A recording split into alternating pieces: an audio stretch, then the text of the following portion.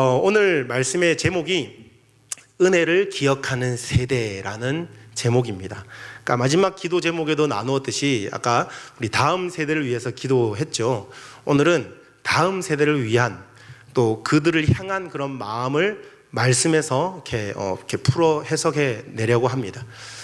자, 여러분, 우리가 세상을 살다 보면 여러 가지 어려운 문제들을 만날 때가 많이 있죠.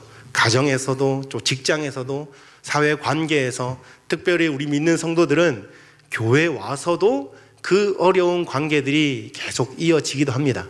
성도와 성도 간에도 여러 불편한 관계들이 여전히 남아있는 것들이 많이 있죠. 이렇게 곤란하고 어려운 상황들을 한 단어로 얘기를 하자면 갈등이라고 할 수 있을 것입니다. 갈등.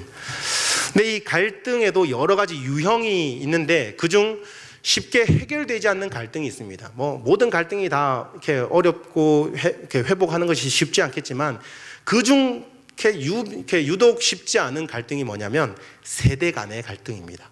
세대 차이라고도 하죠. 여러분들은 어떻습니까? 여러분 가정은 어떻습니까? 자녀들과 세대 차이가 나지 않습니까? 아니면 이렇게 자녀들과 그 의사소통이 원활하게 잘 이루어지십니까? 늘 소통하고 계십니까? 네, 아멘 나왔습니다. 저는 사실 늘은 아닙니다. 이제 5살짜리 이 딸하고도 이미 늘 트러블이 있고 세대 차이가 있습니다. 엄마가 했던 말 제가 또 한마디 하면 어저께 또 막 저한테 잔소리 하더라고요. 아빠 했던 얘기 또 하지 마 그러면서, 엄마가 한번 했으면 됐지 왜 아빠가 또 해 그러면서 저에게 막 잔소리를 하더라고요.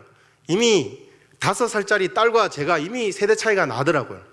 그런데 아마 저도 그 과정을 다 지나쳐 왔던 것 같아요. 부모님에게 똑같이 그렇게 대답하고 또 그렇게 행동했던 제 모습이 기억이 나더라고요.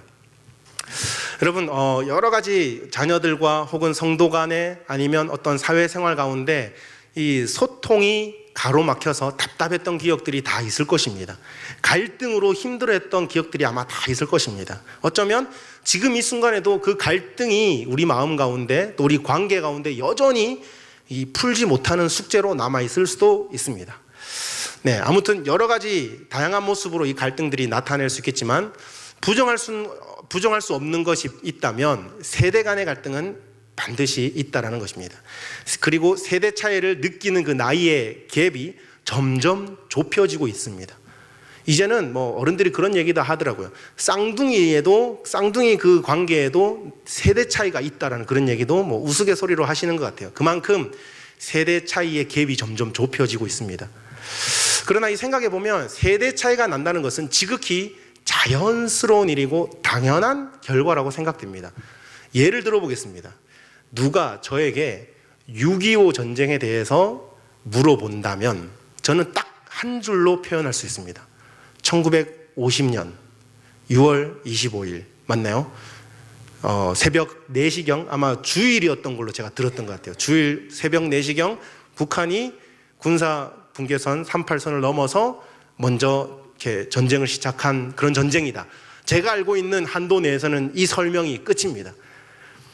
그런데 우리 아버지 세대에게서 들을 수 있는 6.25 전쟁에 대한 스토리는 훨씬 더 구체적이고 생동감 있고 생생할 것입니다. 왜냐하면 직접 경험한 세대니까.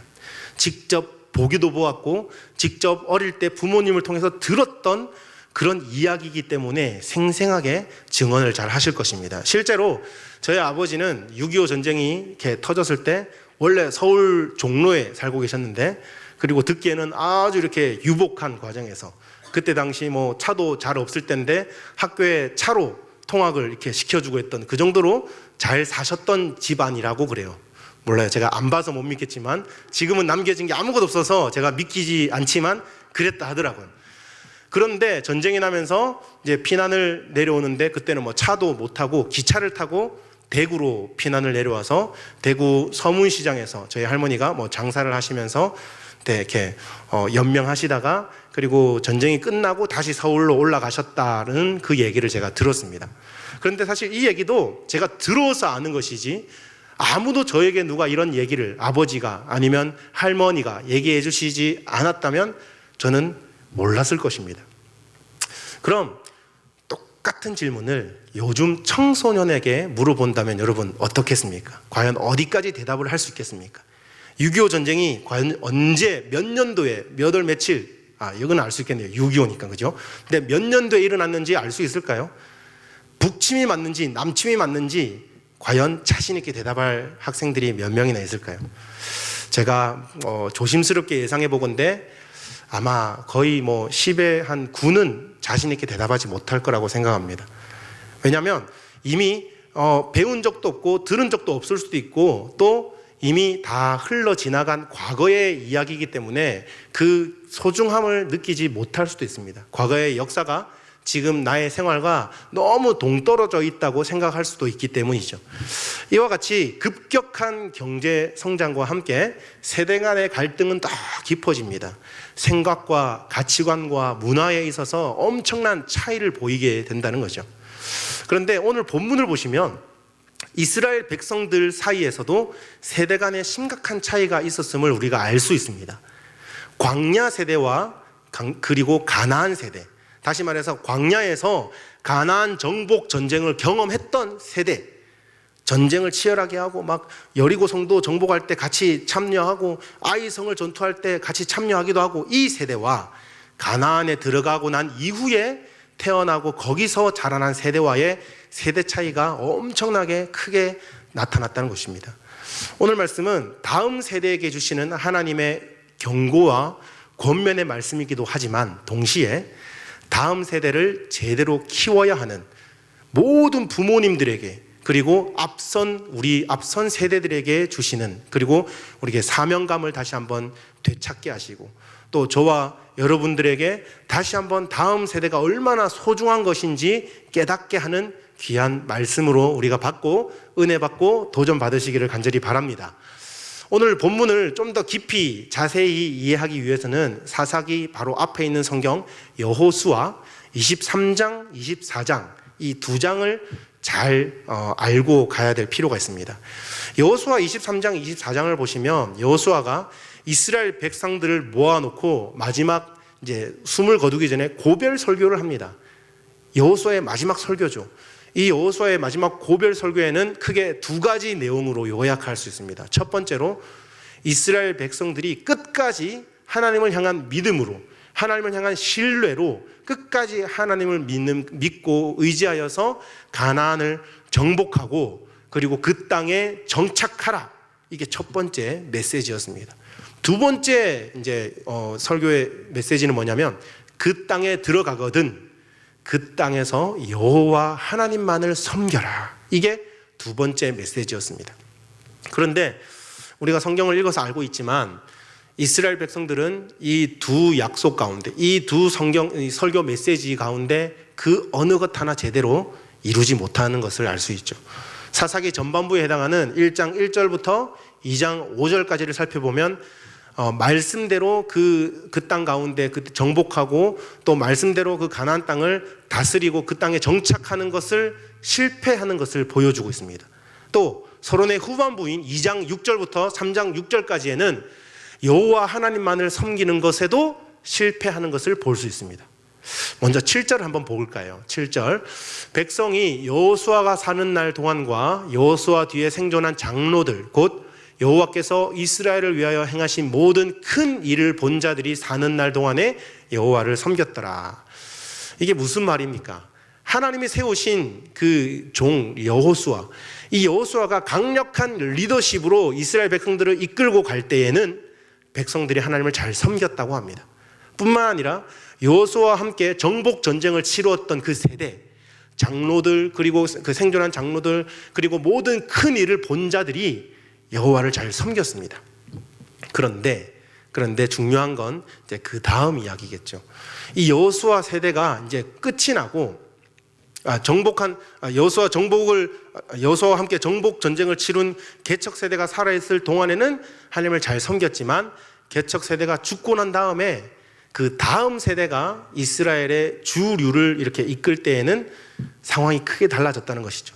어떻게 달라졌느냐? 10절 말씀을 우리가 함께 좀 읽으면 좋겠습니다. 함께 읽겠습니다. 그 세대의 사람도 다 그 조상들에게로 돌아갔고 그 후에 일어난 다른 세대는 여호와를 알지 못하며 여호와께서 이스라엘을 위하여 행하신 일도 알지 못하였더라. 여러분, 우리는 여기서 한 가지 단어에 주목할 필요가 있습니다. 어떤 단어일까요? 다른 세대. 다음 세대가 아니라 다른 세대. 다음 세대는 영어로 next generation이라고 그렇게 표현합니다. 그런데 보편적인 상식으로는 이전 세대가 끝나고 다음에 이어지는 세대를 일컬을 때 다음 세대 혹은 새로운 세대라고 표명하는 게 더 어울리지 않나라는 생각을 하지만, 이 사사기 저자는 다음 세대가 아닌 다른 세대라는 표현을 사용하고 있습니다. 다른 세대는 another generation이라는 거죠. 근데 이 another이라는 의미는 또 하나의, 또 다른 것이라는 의미도 있지만, 그 안에 이 different, 완벽히 다른, 차이 나는, 구별되는 이런 뜻도 함께 있다는 거죠. 그래서 이 다음 세대가 아닌 다른 세대에게는 그들만의 삶이 있었고 그들만의 가치관과 생각이 달랐다는 것입니다. 그 이전 세대와 차이가 있었다는 거죠. 그렇다면 뭐가 그렇게 그 전 세대와 달랐을까요? 한 가지 예를 들어보자면 광야 세대는 청각 세대였습니다. 무슨 말입니까? 광야에서 뭐 볼거리가 그리 많겠습니까? 매일매일 걸어도 거기가 거기 같고 사막이고 눈에 보이는 건 사막밖에 모래밖에 없었습니다. 그런데 가나안 세대에 들어가니까 가나안 세대는 바뀝니다. 시청각 세대로 바뀌는 거죠. 가나안에 들어가 보니까 문화도 훨씬 발전되어 있고 볼거리들과 즐길 거리들이 얼마나 많았겠습니까? 눈으로 보고 듣고 즐기고 이 오감을 다 활용하면서 그 가나안 땅에서 살 수 있었던 거죠. 그렇기 때문에 이런 점을 감안하면 문화가 다를 수 있고 또 생활이 다를 수 있고 생각하는 가치관이 충분히 다를 수 있을 거라고 생각합니다.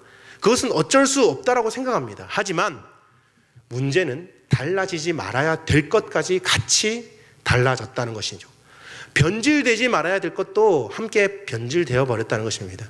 12절을 보시면 애굽 땅에서 그들을 인도하여 내신 그들의 조상들의 하나님 여호와를 버리고 다른 신들 곧 그들의 주위에 있는 백성의 신들을 따라 그들에게 절하여 여호와를 진노하게 하였을 때, 여러분, 이들은 하나님을 그 땅 가운데 들어갔을 때 하나님을 잊어버렸습니다. 하나님을 버려버렸던 것입니다. 그렇기 때문에 다음 세대라고 칭하지 않고 다른 세대라고 칭하는 것이 어쩌면 자연스러운 것일 수도 있습니다.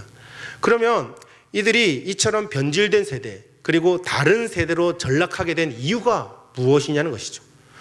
그들이 구원에 하나님께서 그들을 구원하여 주시고 애굽에서 힘들게 고통당할 때에 그들을 끌어내 주신, 구원해 주신 그 구원의 은혜를 잊어버렸기 때문이죠. 12절 상반절을 다시 한번 보시면 애굽 땅에서 그들을 인도해 내신 그들의 조상들의 하나님 여호와를 버리고 라고 기록하죠. 여호와를 버리고. 여러분, 근데 이게 버렸다는 표현을 우리가 다시 한번 잘 생각해 볼 필요가 있습니다. 이 버리고 버렸다라는 단어가 제대로 사용되어지려면 이전에 누군가가 택한 사람이 있어야 되는 거죠. 택했다라는 선제 조건이 이렇게 이루어져야 됩니다. 먼저 선택을 해야 버릴 수가 있는 거죠. 그런데 오늘 말씀을 보시면 누가 선택하고 누가 버렸다고 기록합니까? 11절에 시작하기를 이스라엘 자손이 라고 시작하여서 방금 읽은 12절 상반절에 여호와를 버리고. 여러분, 이게 말이 된다고 생각하십니까? 이스라엘 자손이, 제가 이런 막말을 좀 해서 그렇지만 지들이 뭔데 여호와를 버리고 말고 합니까? 지들이 무슨 권한으로 무슨 자격으로 하나님을 택하기도 하고 버리기도 한다는 것입니까? 여러분, 사실 우리가 그들의 과거의 삶이 어땠는지 우리가 잘 알고 있지 않습니까? 애굽에서 그 바로의 핍박과 온갖 힘든 그 노역을 감당하던 노예로서 언제 죽을지 다음날 삶을 개런티하지 못하고 살았던 그 불쌍한 민족들을 출애굽시켜서 데리고 나왔더니 이제는 여호와를 버립니다.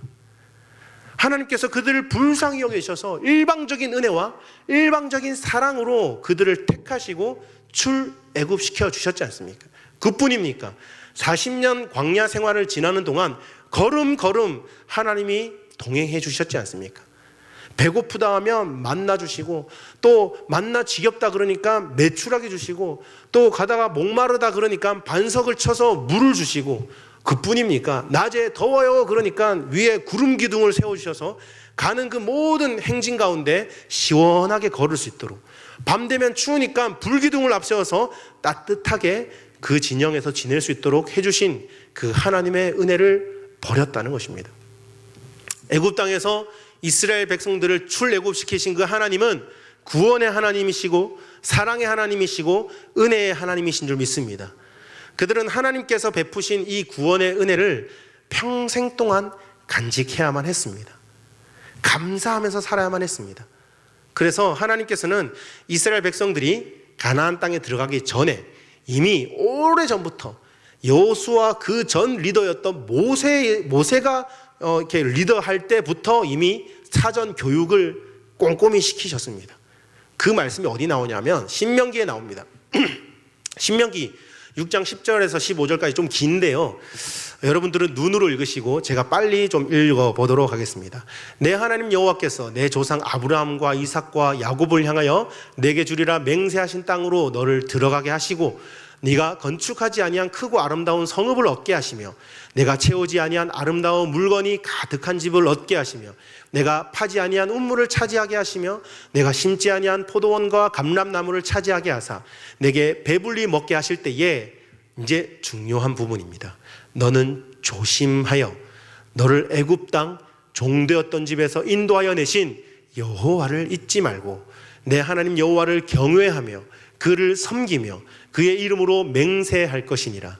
너희는 다른 신들 곧 내 사면에 있는 백성의 신들을 따르지 말라. 너희 중에 계신 너희의 하나님 여호와는 질투하시는 하나님이신즉 너희의 하나님 여호와께서 내게 진노하사 너를 지면에서 멸절시키실까 두려워하노라. 아멘.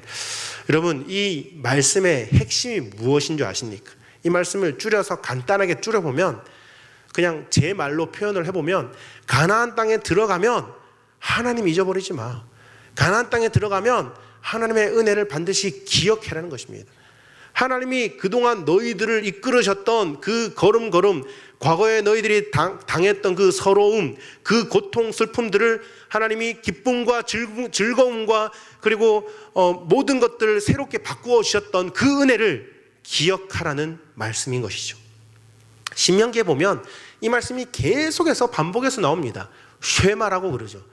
심지어 이스라엘 백성들은 집 그 문설주에도 이 말씀을 붙여놓기도 하고, 또 사람들 여기 미간에다가도 말씀을 붙여서 서로 보면서, 맞아, 하나님의 은혜였어. 우리가 이렇게 살 수 있는 것은, 우리가 여기까지 올 수 있었던 것은 하나님의 은혜였어. 이걸 서로 고백하고 은혜를 상기시켜라 라는 것이죠. 그런데 여러분, 이 이스라엘 백성들은 어떠했습니까? 하나님의 은혜를 까맣게 잊어버렸습니다. 지금 세월이 수십 년, 수백 년이 지난 것도 아니지 않습니까? 불과 한 세대가 흘렀을 뿐입니다. 그런데도 그들은 하나님께로 받은 은혜를 벌써 잊어버렸습니다. 이처럼 구원의 은혜를 잊어버릴 때에 신앙이 변질될 수 있고 우리의 믿음이 타락할 수 있다는 것입니다. 사랑하는 여러분, 우리들도 믿음이 변하지 않고 타락하지 않기 위해서는 항상 우리를 구원하여 주신 그 구원의 은혜, 구원의 감격을 잊어버리지 않으시기를 소원합니다. 하나님이 내 인생에 어떻게 역사하셨고 또 어떻게 내 인생에 일하셨는지 반드시 기억하셔야만 합니다. 하나님께 받은 사랑과 은혜를 반드시 우리가 기억해야만 합니다. 사도 바울이 항상 은혜가 충만하고 그 어려운 그 모진 핍박과 고난 가운데서도 복음의 끈을 놓지 않고 하나님의 이름을 증거하고 예수 그리스도의 이름을 증거할 수 있었던 결정적 비결이 무엇인지 아십니까? 사도 바울이 이렇게 고백합니다. 고린도전서 15장 10절에 그러나 내가 나 된 것은 하나님의 은혜로 된 것이니 내게 주신 그의 은혜가 헛되지 아니하여 내가 모든 사도보다 더 많이 수고하였으나 내가 한 것이 아니요 오직 나와 함께 하신 하나님의 은혜로라. 할렐루야. 여러분 삶에 하나님의 은혜가 드러나 있습니까? 여러분 삶을 돌아보셨을 때 하나님의 흔적이 느껴지십니까? 여러분, 우리가 지금 이날 이만큼 살 수 있는 것은 하나님의 은혜가 있었기 때문인 줄 고백하시기를 원합니다. 우리들도 날마다 주님께서 내게 베푸신 그 구원의 감격과 은혜를 잊어버리지 말고 기억함으로써 매일의 삶에서 그 구원의 은혜에 감격하는 삶을 살아가고 감사의 고백을 올려드리는 믿음의 사람으로 살아갈 수 있기를 주님의 이름으로 축원합니다. 두 번째로, 이스라엘 백성들의 신앙이 변질되었던 또 한 가지 결정적인 이유가 있습니다. 그것은 물질적이고 쾌락이 만연했던 가나안 문화에 그들의 몸과 마음과 영혼을 다 빼앗겼기 때문입니다. 13절 우리 다 같이, 짧으니까 다 같이 한번 읽겠습니다. 시작. 곧 그들이 여호와를 버리고 바알과 아스타롯을 섬겼으므로. 그들에게는 이 하나님이 눈에 보이지 않는 존재로 여겨졌던 것 같아요. 그리고 손에 잡히지도 않는 존재입니다. 또 하나님의 말씀은 어찌 보면 좀 부담스럽게 다가오기도 하고 뭔가 딱딱하게 다가오기도 하는 거죠. 당장 내 삶에, 내 생업에, 내 현실에 유익을 주는 것 같지도 않게 느껴질 수 있습니다. 율법에 이스라엘 백성들이 율법을 많이 보지 않습니까?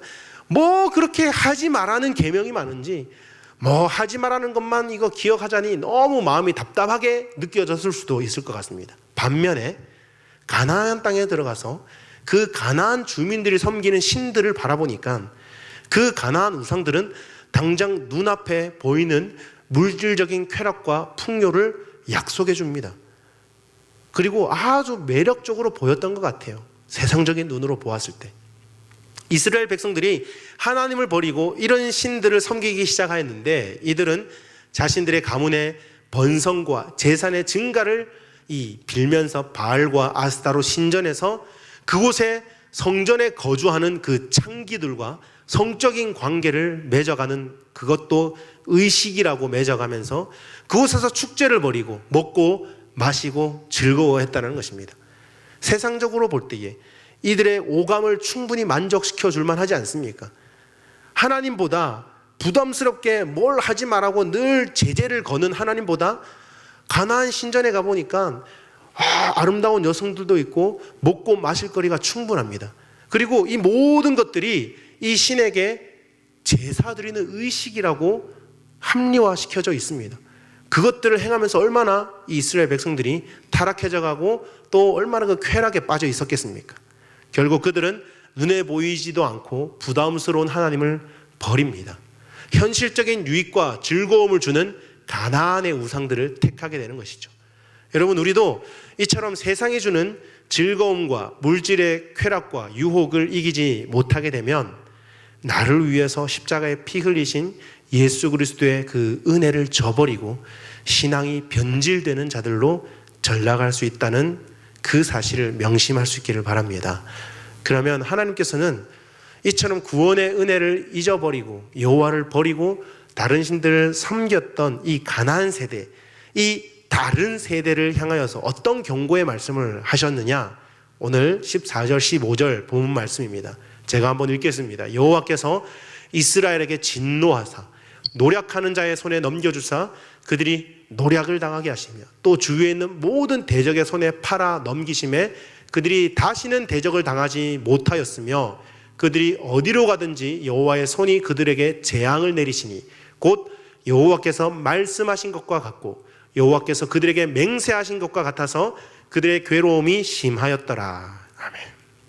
이스라엘에게 있어서 이전에 하나님은 대적으로부터 구원해 주시고 힘들 때 도움을 주시고 또 보살펴 주시고 그리고 이들에게 축복하셨던 분이었다면 이제 이들이 변질되고 이들이 하나님을 버렸을 때에 하나님 또한 바뀌게 되는 것입니다. 하나님은 재앙을 내리시는 분이시고 또 이들에게 심판하시는 분으로 진노하시는 무서운 분으로 바뀌게 된다는 것입니다. 하나님은 우리가 항상 기도할 때 이런 문구를 많이 사용하시죠. 저도 많이 사용합니다. 사랑이 많으신 하나님, 인자와 자비가 풍성하신 하나님, 긍휼하신 하나님, 이런 문구를 많이 사용하지 않습니까? 하나님은 정말 사랑이 많으신 하나님 맞습니다. 인자와 그리고 긍휼함이 많으신 하나님이십니다. 더 참기를 오래까지 참으시는 하나님이시기는 하지만, 그렇지만 우리가 하나님을 배반하고 배신하고 다른 신을 섬기게 될 때에 하나님은 무섭게 징계하시는 하나님으로 변하신다는 것도 우리가 알아야 된다는 것입니다. 사무엘서에 나오는 그 엘리 제사장의 가정을 한번 예로 살펴보면 좋겠습니다. 하나님께서는 이스라엘 모든 지파 중에서 이 엘리 제사장이라는 사람을 택하여서 대제사장이라는 직분을 그 엘리 제사장에게 맡깁니다. 이것은 엘리 제사장 가정에 임한 큰 축복이었습니다. 그러나 엘리의 다음 세대였던 홈리와 비느하스는 어땠습니까? 우리가 잘 알고 있죠. 이 홈리와 비느하스의 모든 행실을 성경은 딱 한 줄로 그냥 단정지어 결론을 짓습니다. 엘리의 아들들은 행실이 나빠 여호와를 알지 못하더라. 그냥 한마디입니다. 여호와를 알지 못하더라. 여러분, 여기에서 여호와를 알지 못하였다라고 할 때 사용되어진 이 원어적인 표현은 알지 못하다. 여기에 사용된 그 단어가 야다라는 단어입니다. 히브리어로 야다라는 단어인데, 이 야다라는 단어는 단순히 하나님에 대한, 여호와에 대한 이 지식이 없었다는 의미가 아닙니다. 그들이 하나님을 섬기는 제사장임에도 불구하고 살아계신 하나님을 두려워하지 않고 그분의 말씀에 순종하지 않았다는 뜻으로서 오늘 본문 10절에 나오는 다른 세대는 여호와를 알지 못하였다라고 할 때 사용된 단어와 똑같은 단어입니다. 야다라는 단어가 그런 단어입니다. 여러분, 이들이 얼마나 악했습니까? 홈리와 비느하스, 그들은 하나님께 드리는 제사를 멸시함으로 제사에 사용할 제물들을 자기의 임의대로 갈취했습니다. 그리고 뿐만 아니라 회막문에서 수종드는 여인들을 강제로 겁탈하는 나쁜 짓도 하기도 했습니다. 이러한 엘리 가정에게 하나님이 어떻게 심판하십니까? 사무엘상 2장 30절 31절 잘 기록되어 있죠. 그러므로 이스라엘의 하나님 나 여호와가 말하노라. 내가 전에 내 집과 내 조상의 집이 내 앞에 영원히 행하리라 하였으나, 이전에 하나님이 말씀하셨던 말씀이죠. 하였으나 이제 바뀌게 됩니다. 이제 나 여호와가 말하노니 결단코 그렇게 하지 아니하리라. 나를 존중히 여기는 자를 내가 존중히 여기고 나를 멸시하는 자는 내가 경멸하리라. 이 엘리 제사장이 하나님을 존중히 여기고 하나님을 잘 신뢰하고 믿었으면 하나님 또한 엘리 제사장 가정을 존중히 여겨 주셨을 것입니다. 하지만 엘리 제사장은 그 반대로 행했다죠. 멸시하고 그 아들들 또한 하나님을 멸시합니다. 그리고 계속해서 보라, 내가 내 팔과 내 조상의 집 팔을 끊어 내 집에 노인이 하나도 없게 하는 날이 이를지라. 말씀이라서 아멘이라고 받지만 너무 무시무시한 말씀 아닙니까? 저주의 말씀 아닙니까? 실제로 하나님께서 이 홈리와 비느하스를 전쟁터에서 한날 한시에 죽게 하십니다.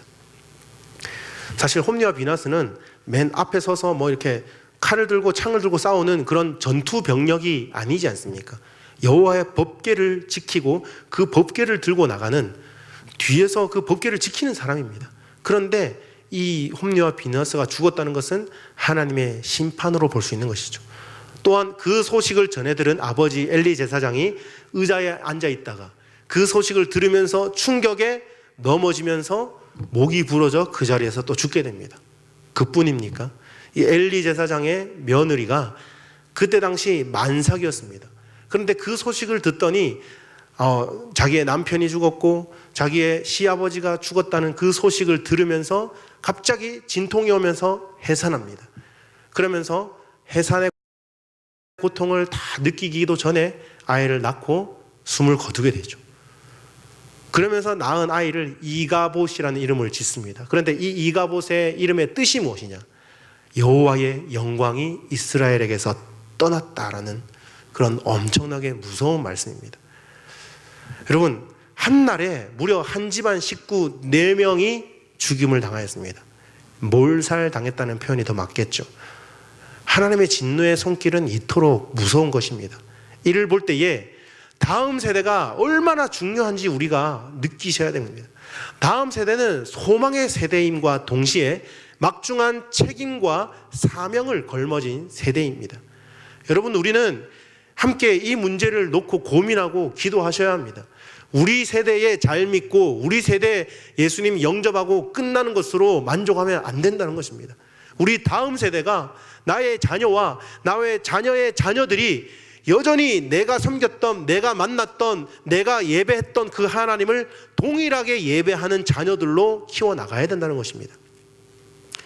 하나님의 구속 역사를 계승해 나갈 다음 세대를 키울 것인가, 아니면 세속주의에 병든 다른 세대를 키울 것인가, 민족을 위기로부터 구원한 사무엘과 같은 자녀로 키울 것인가, 집안을 다 말아먹고 민족을 위기로부터 위기를 자초한 이 홈리와 비느하스 같은 그런 자녀로 키울 것인가, 우리가 진지하게 생각해 봐야 되지 않겠습니까? 많은 사람들이 이렇게 말합니다. 시대가 시대인 만큼 어쩔 수 없지 않습니까? 시대가 타락해져 가는데 뭐 우리가 믿음 지킨다고 달라지는 게 있겠습니까? 요즘 시대가 다 물질 만능주의고 개인주의와 성공지향주의 아닙니까? 다들 뭐 경쟁의식을 가지고 경쟁하지 않으면 살아남지 못하는 그런 세대에서 우리 자녀들만 믿음으로 키운다고 무슨 효과가 있겠습니까? 라고 질문을 던질 수도 있습니다. 그러나 여러분, 생각해 봅시다. 사무엘과 엘리의 아들들이었던 홈리와 비느하스가 다른 세대를 살았던 사람들이었습니까? 그렇지 않죠. 그들은 동시대를 살았던 사람이었을 뿐만 아니라 같은 집에서 한솥밥 먹고 자랐던, 더군다나 같은 교회 다니고 같이 신앙생활했던 동시대의 인물들이었습니다.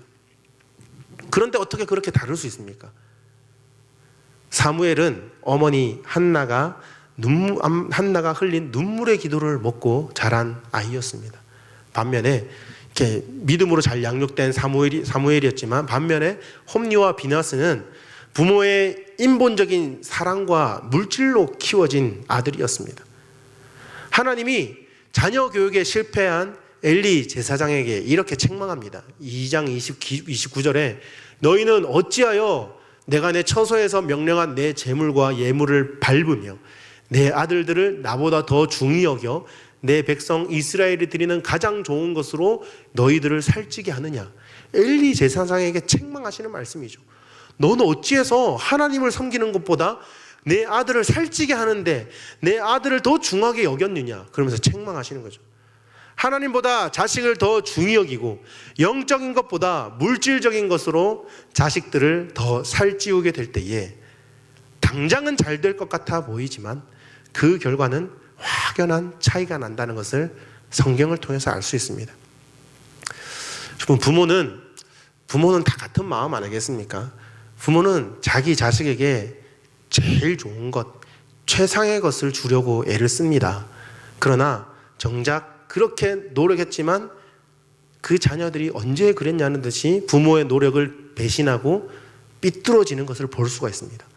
나는 이만큼 노력하고 사랑을 쏟아주고 해달라는 것 다 해주고 사달라는 것 다 사다 줬는데 자녀들이 어느 순간 부모님의 등을 져버리고 부모님의 사랑을 배반하는 경우가 있다는 거죠. 실망을 시켜드리는 경우가 있죠. 여러분, 참 사랑이 무엇이라고 생각하십니까? 진정한 사랑은 자녀들이 좋아하는 것을 주는 것이 아니라 자녀들에게 필요한 것을 주는 부모가 진정한 부모인 줄 믿습니다. 자녀들이 아무리 좋아해도 그것이 영적으로 해가 되고 필요한 것이 아니라면 주지 않는 것이 사랑인 줄 믿습니다. 어떤 부모가 갓난 아기가, 자기 아이가 날카롭게 서 있는 칼을 들고 노는데 가만히 놔둘 부모가 누가 있겠습니까? 그것은 그 아이에게 필요한 것이 아닙니다. 필요한 것이 아닌 것을 넘어서서 그 아이를 해치는 것입니다. 그것과 같이 자식들이나 양들이 아무리 싫어하고 아무리 원치 않아도 그것이 영적으로 필요한 것이라면 그것을 좋아하도록 가르치고 훈련하고 돕는 것이 진정한 사랑이지 않겠습니까? 원한다고 다 주기만 하는 것은 사랑이 아닙니다. 말씀을 정리하겠습니다. 우리 모든 사람들은 필연적으로 다음 세대에게 무엇인가 유산을 남겨주기 마련입니다. 이렇게 얘기하면 이제 가진 것이 없는 분들은 나는 줄 게 아무것도 없는데 나는 뭐 그냥 빚만 주고 갈 건데 뭐 이런 분들도 있을 수 있어요. 부모님들 중에. 하지만 그것이 무엇이 되었든 돈이 될 수도 있고 뭐 집이나 차가 될 수 있고 이런 물건이 될 수도 있고 아니면 신앙이나 부모가 가졌던 가치관과 같은 정신적인 것이 될 수도 있겠지만 분명히 뭔가는 남겨주게 된다는 거죠. 부모의 영향을 자녀에게 준다는 것입니다. 그리고 다음 세대에게 무엇을 남겨주느냐에 따라서 다음 세대의 운명이 결정되는 경우가 많이 있습니다. 그렇다면 여러분, 다음 세대를 위해서 무엇을 남겨주시겠습니까? 열심히 일해서 노년까지 피땀 흘려 일하여 수백만 불을 남겨주고 가시겠습니까? 아니면 여러분들이 손때 묻어가며 보셨던 그 성경책 하나 남겨주시겠습니까? 여러분의 신앙과 여러분의 믿음이 담긴 그 고백을 함께 남겨주시겠습니까? 간절히 바라옵기는 우리의 다음 세대가 하나님을 경외함으로 하나님이 주시는 복을 받아 누릴 수 있는 바른 신앙의 유산을 받을 수 있기를 원합니다. 복의 근원이신 하나님을 바로 알고 바로 믿고 바로 사는 것보다 더 큰 유산은 없습니다. 사랑하는 성도 여러분, 우리에게 맡겨진 우리 청소년들, 청년들, 청소년들, 주일학생들, 특별히 우리 열린교회에 맡겨진 우리 아이들 있지 않습니까? 다음 세대가 아닌, 다른 세대가 아닌 다음 세대로 길러가는 일에 관심을 갖고 열심을 다할 수 있기를 원합니다. 간절히 바라옵기는 미래 이 교회가, 우리 열린교회가 다음 세대를 이끌어가는 이 리더들이 우리 열린교회를 통하여서 배출되기를 소원합니다. 이것이 하나님의 큰 축복이기도 하지만 동시에 우리 장년들에게, 앞선 세대들에게 맡겨진 막중한 사명과 책임감이 있다는 것을 깨달을 수 있길 바랍니다. 그래서 그것을 깨달음으로 하나님의 은혜를 기억하지 못하는 다른 세대가 아닌 주님께 받은 은혜에 감사하며 그 은혜에 보답하고자 노력하는 다음 세대, 우리와 동일한 정신을 가지고 우리와 동일한 예배의 감격과 갈망을 가진 넥스트